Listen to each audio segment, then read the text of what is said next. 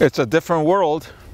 Last time I was in this park, it was with my grandchildren, and they were climbing all over this apparatus. Now, danger. What's the danger?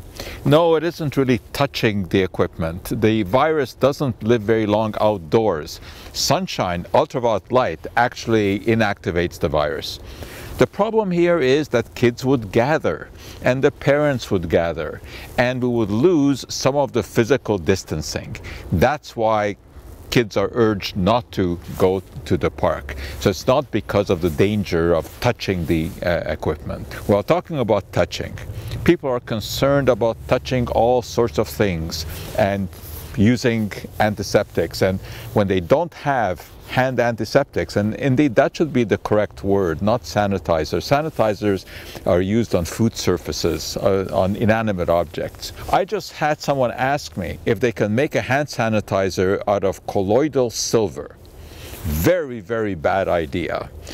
Colloidal silver has no established activity against this virus, but I tell you one thing that it can do. It can leave your hands permanently discolored. If you expose it to silver, you can develop a condition called argyria. Very bad idea. Best thing, of course, as we've said so many times, is keep washing with soap and water. Now, I also had a question about whether or not, if you have used a hand sanitizer, and of course we should be using the hand sanitizer, you should allow your dog to lick your hand. And there's a chemical misunderstanding here. When you look on the label of the hand sanitizer, you'll see an ingredient called propylene glycol. Now, propylene glycol is also used in some antifreezes. And some antifreezes are very dangerous and has a warning, do not let your dog near it. However, you need to understand a bit of chemistry here. There are different kinds of antifreeze. Ethylene glycol is the one that is commonly used in cars, and indeed that is dangerous to animals when they lick it.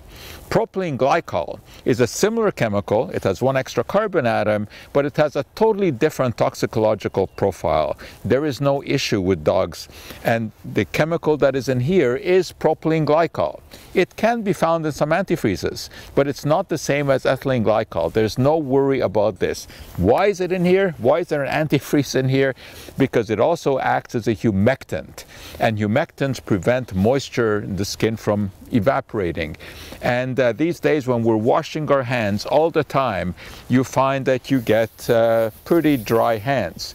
And incidentally, even if you have some cracks in your hand, the virus is not going to get into your body like that. This is a respiratory virus. The only way it gets into your body is through your mouth, through your nose, and through your eyes. People are also asking about supplements. Vitamin C, it's in the picture. And they are actually doing some trials with vitamin C in China, intravenously with huge doses. We don't have any results like that yet. And I'm kind of suspicious that that's going to be positive.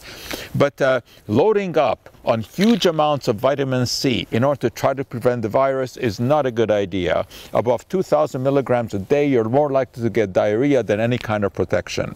Sure, eat your fruits and vegetables. That's the best way to get your vitamins. If you want to take a vitamin supplement, there's no problem with taking 500 or 1,000 milligrams of vitamin C a day. We don't know that it has any protective effect, but at that dose, it certainly is not harmful.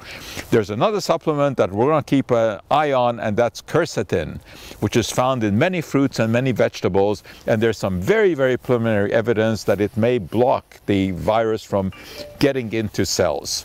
But it's a wait and see. As I said, this is a totally different world that we're living in.